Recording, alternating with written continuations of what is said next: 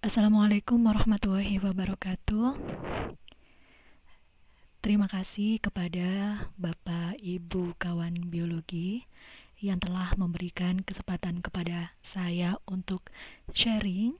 Nah, kali ini saya mengambil topik atau tema tentang PCR. Nah, mungkin Bapak Ibu sudah pernah mendengar atau mempelajari, bahkan mungkin banyak juga yang sudah pernah melakukan penelitian dengan PCR. Nah, sekarang kita akan mencoba mengenal lebih dekat PCR ini seperti apa gitu. Eh, Bapak Ibu, di pandemi ini PCR itu sering sekali muncul di berita. Nah, pada kasus pandemi virus COVID-19 ini, orang yang ada indikasi terinfeksi itu akan lebih bagus atau akan lebih akurat datanya ketika melakukan tes PCR daripada uh, rapid test. Nah, jadi mungkin Bapak Ibu ada yang penasaran bagaimana PCR ini atau teknik PCR ini bisa mendeteksi adanya virus di dalam tubuh lebih akurat. Baik, dalam sesi sharing kali ini yang akan kita bahas adalah yang pertama, apa itu PCR dan sejarahnya bagaimana ya ketika ditemukan. Kemudian fungsinya apa ya PCR ini. Nah, kemudian bagaimana prinsip kerja PCR dan variasinya atau apa saja macam-macam dari PCR ini. Kemudian yang terakhir adalah aplikasinya, baik itu di bidang kesehatan yang sekarang sedang banyak digunakan atau di bidang-bidang lain seperti pertanian dan lain sebagainya. Baik, apa itu PCR? Nah, PCR merupakan akronim dari Polymerase Chain Reaction, merupakan proses sintesis enzimatik untuk amplifikasi nukleotida DNA secara in vitro. Nah, kata kuncinya adalah amplifikasi. Amplifikasi ini adalah penggandaan. Apa yang digandakan? Yaitu DNA. Kemudian kata kunci yang kedua adalah secara in vitro, artinya penggandaan DNA ini dilakukan di luar tubuh makhluk hidup. Nah, dalam suatu alat. Nah, ada juga sekarang PCR ini menggunakan RNA. Nah, berarti itu harus menggunakan reverse transcript PCR, artinya DNA dibalik bahasanya menjadi RNA, seperti itu. Nah, jadi kesimpulannya PCR ini bukan suatu alat, melainkan adalah metode atau teknik. Nah, alatnya atau mesinnya yang digunakan apa? Yaitu thermal cycler. Nah, jadi nama mesinnya itu thermal cycler. Nah, sejarahnya PCR ini ditemukan pada tahun 1984 oleh seorang ilmuwan namanya Karim Mullis. Nah, sehingga dia meraih Nobel pada bidang kimia pada tahun 1993. Nah, pada tahun 1986 ketika mesin thermal cycler ini dipublikasikan, itu masih belum bersifat termostabil. Artinya ketika temperatur atau suhu yang digunakan yaitu suhu 37 derajat Celcius masih bias yang menyebabkan DNA yang teramplifikasi ini kurang spesifik gitu. Jadi karena DNA atau genom khususnya manusia itu sangat banyak dan kompleks sehingga dibutuhkan suatu primer untuk mendeteksi adanya gen atau daerah-daerah DNA tertentu. Nah, pada saat itu untuk mendeteksi daerah tertentu tersebut masih belum spesifik. Itu sejarah dari PCR. Nah, fungsi PCR ini untuk apa?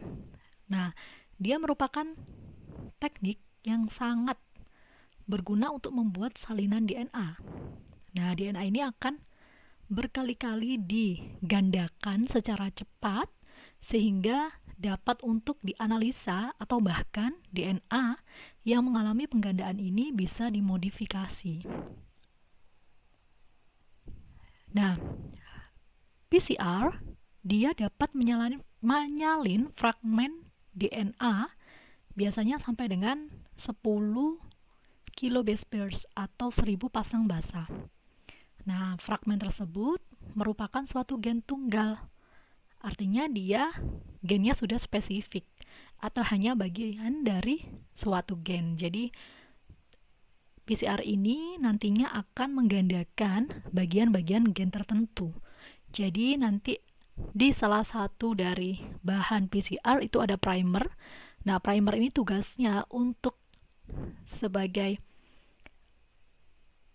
pencetak awal dari DNA mana yang kira-kira akan digunakan. Misal, kita ingin menggandakan RNA virus corona, pasti primernya berbeda dengan kita ingin menggandakan virus misalnya cacar. Nah, seperti itu. Jadi cetakan awalnya sudah berbeda sehingga didapatkan amplifikasi DNA atau RNA yang spesifik. Nah, bagaimana ya cara kerja dari PCR ini? Nah, PCR ini mempunyai cara kerja yaitu menaik turunkan suhu dengan cepat. Nah, menaik turunkan suhu dengan cepat ini menyebabkan adanya tiga bagian siklus. Yang pertama adalah denaturasi, yaitu pemisahan DNA template atau DNA sampel dari double helix menjadi single strand. Nah, ini dengan pemanasan yang sangat tinggi yaitu 95 derajat Celcius. Kemudian, yang kedua adalah primer annealing, yaitu penempelan primer pada sekuens DNA yang komplement pada suhu 55 derajat Celcius. Nah, ini mulai penempelan primer yang spesifik, artinya bagian mana yang ingin digandakan atau yang ingin dimodifikasi atau yang ingin dianalisis. Kemudian elongasi atau extension, yaitu tahap pemanjangan untaian DNA. Nah, pemanjangannya ini menggunakan apa? Menggunakan bahan DNTPS dan Mg2+, suhunya pada suhu 72 derajat Celcius. Nah, bagaimana cara kerjanya? Seperti ini. Misalnya, ini adalah suatu sequence DNA yang akan kita gandakan dari sampel. Nah, kemudian ini adalah siklus atau bagian siklus dari PCR. Nah, pada melting atau denaturasi, ini sekitar 94 derajat Celcius yang terjadi adalah DNA yang double helix menjadi single strand. Kemudian, pada proses annealing primers atau pada suhu 50 derajat Celcius akan terjadi penempelan primer. Nah, seperti ini penempelan primer sehingga DNA yang akan tergandakan akan spesifik. Kemudian fase selanjutnya adalah fase extension, yaitu pada suhu 72 derajat Celcius. Nah, ini pemanjangan ya. Fase selanjutnya adalah fase pemanjangan. Kemudian balik ke awal lagi, yaitu bagian siklus namanya melting atau denaturasi. Nah, DNA yang tadinya double helix ini akan mengalami denaturasi lagi. Nah, kemudian prosesnya kembali seperti itu seterusnya. Dan di sini misalnya dipakai siklus sebanyak 30 kali. Berarti ada 30 kali naik turunnya suhu. Nah, di mesin thermal cycle pada proses PCR ini, peneliti atau analis akan menentukan suhu, kemudian menentukan siklus itu bisa disetting. Dan settingannya itu berdasarkan literatur-literatur yang sebelumnya digunakan oleh peneliti, seperti itu. Nah, untuk lebih jelasnya, misalnya Ini ada DNA ya, ada DNA. Kemudian pada proses melting atau denaturasi, dia mengalami suhu yang sangat panas ya, sehingga dia terpisah rantainya. Nah, kemudian pada proses annealing primers, nah primer akan menempel. Kemudian pada fase extension, dia akan mengalami pemanjangan. Begitu seterusnya. Sebanyak 30 kali. Nah, seperti ini seterusnya. Nah, sehingga DNA akan tergandakan sesuai dengan jumlah dari siklus. Artinya, misalnya satu DNA pada siklus pertama dia akan mengganda menjadi 2, kemudian dia di siklus kedua dia akan mengganda menjadi 4 DNA, dan seterusnya. Misalnya ada 6 siklus, maka DNA-nya berjumlah 64. Sehingga kalau misalnya kita menggunakan 30 siklus atau 35 siklus, tinggal menghitung dengan 2 pangkat N. Seperti itu. Nah, ini contoh misalnya kita membuat larutan PCR untuk 11 tabung. Artinya komponen-komponennya ada buffer PCR. Nah, ini digunakan untuk penyeimbang dari larutan. Kemudian di NTP ini fungsinya untuk extension tadi. Kemudian ada primer F, forward, dan primer reverse. Ini untuk penempelan primer. Kemudian ada tak polimerase untuk pemanjangan. Kemudian ada aquadesteril. Bahkan biasanya disarankan untuk menggunakan aquabides. Kemudian ada sampel DNA. Misalnya kita akan menggunakan 11 tabung, maka tinggal dikalikan volume-volume ini menjadi 11. Seperti itu. Oke. Nah, setiap program amplifikasi DNA ini berbeda satu dengan yang lain. Tergantung dengan yang pertama, gen yang akan digandakan. Kemudian yang kedua, susunan primer yang akan digunakan. Dan yang ketiga adalah panjang pendeknya fragmen gen yang akan diamplifikasi. Nah, sehingga biasanya analis atau peneliti yang akan melakukan amplifikasi DNA, biasanya dia harus uji literatur dulu, kemudian uji optimum, dan sebagainya, untuk mendapatkan amplifikasi DNA yang sesuai dengan yang diinginkan. Nah, kemudian teknik PCR ini ada 2 macam, yaitu PCR konvensional. Yang kedua adalah PCR real time atau RT-PCR. Nah, PCR konvensional ini dia butuh proses elektroforesis dan sinar UV untuk mendeteksi keberhasilan amplifikasi. Artinya ada step-step lanjutan untuk mengetahui apakah DNA yang kita amplifikasi itu benar-benar berhasil. Nah, step setelah di PCR itu adalah step elektroforesis. Nah, dengan menggunakan gel itu. Nah, setelah elektroforesis selesai, maka step selanjutnya adalah dilihat di UV transiluminator. Apakah amplifikasi DNA kita sudah ada? Nanti akan muncul berupa pita-pita DNA.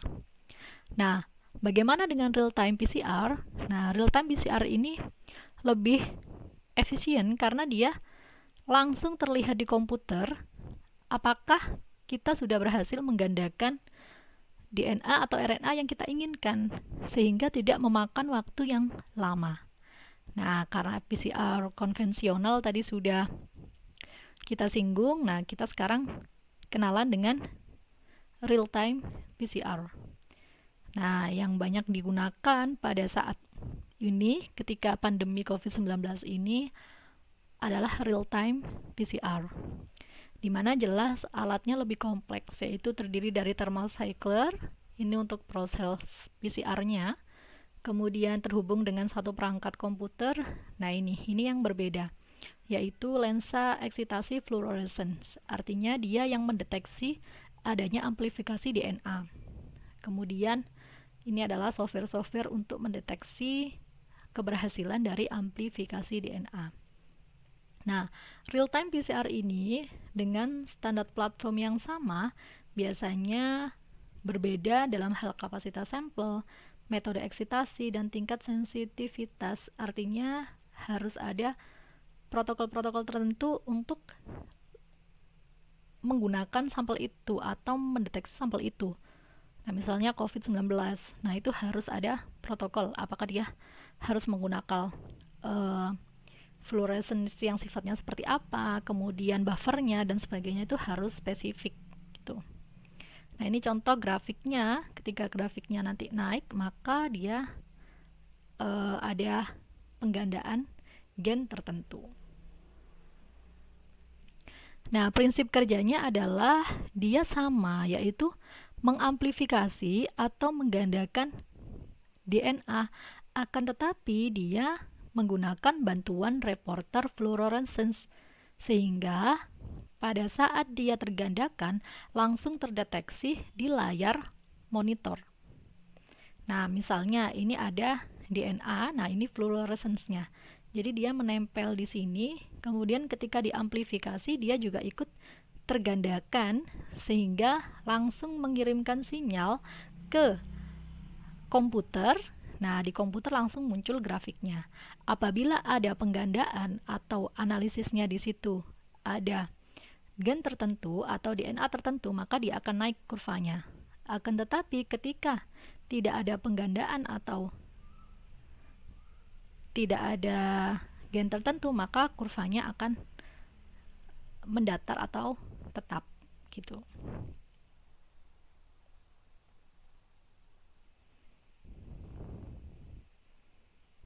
Oke, ini macam-macam real-time PCR. Ada tipe-tipenya, ada ABI 7500 real-time, kemudian ada smart cycler, light cycler, ada master cycler seperti ini. Nah, ini terhubung langsung dengan komputer ya. Oke. Nah, ini contoh tampilan yang ada di komputer. Misalnya ada beberapa sampel ya. Ada beberapa sampel, kemudian di sini dianalisis sampelnya. Nah, dianalisis ternyata ada yang naik grafiknya, berarti dia sudah berhasil amplifikasi gen tertentu atau gen yang diinginkan atau RNA yang diinginkan. Nah, misalnya dia tetap grafiknya, maka dia tidak ada gen yang teramplifikasi yang diinginkan. Jadi misalnya yang diinginkan adalah RNA virus corona. Nah, jika ini grafiknya naik, maka dia berhasil amplifikasi, berarti di dalam sampel tersebut ada gen atau RNA dari virus corona. Akan tetapi ketika tidak ada, kurvanya tidak naik, maka di situ sampel tersebut tidak mengandung RNA dari virus corona. Seperti itu. Nah, sehingga tidak perlu di elektroforesis dan tidak perlu di sinar UV transiluminator, sudah langsung tahu di situ berdasarkan kurvanya. Tuh. Nah, fluorescence itu ada bermacam-macam. Ada yang bentuknya cybergreen. Nah, dia langsung nempel di rantai double helix DNA jika itu DNA atau misalnya RNA, maka dia nempel di situ. Kemudian ada Tachman. Nah, dia seperti ini, nempel di primer. Kemudian adalah molecular beacons. Nah, sama, dia juga nempel di primer. Atau ada light cycler. Nah, ini masing-masing punya keunggulan dan kelebihannya. Nah, aplikasi dari PCR itu, teknik ini bisa digunakan, misalnya PCR yang konvensional bisa digunakan untuk identifikasi penyakit genetik, kemudian infeksi virus, kemudian diagnosis dini penyakit seperti AIDS karena dia merupakan virus ya, HIV, kemudian genetic profiling in forensik, misalnya untuk kepentingan forensik atau kepentingan deteksi jenazah. Nah, kemudian untuk biodiversity application, untuk keanekaragaman, nah, hubungan kekerabatan, Dan untuk biologi evolusi sama. Nah, untuk RT-PCR ini lebih spesifik lagi, dia bisa amplifikasi DNA maupun RNA. Kalau PCR yang konvensional, dia hanya DNA saja. Nah, kemudian dia juga bisa mendeteksi ekspresi gen tertentu, kemudian deteksi infeksi virus, nah, kemudian deteksi patogen-patogen seperti Streptococcus, Mycobacterium, atau virus HIV. Kemudian dia juga digunakan untuk penambahan gugus pada DNA dan untuk kepentingan forensik. Nah itu, jadi RT-PCR lebih efisien dari segi waktu, akan tetapi memerlukan bahan tambahan seperti fluoresen tadi, otomatis untuk dari segi biaya pasti lebih mahal. Gitu.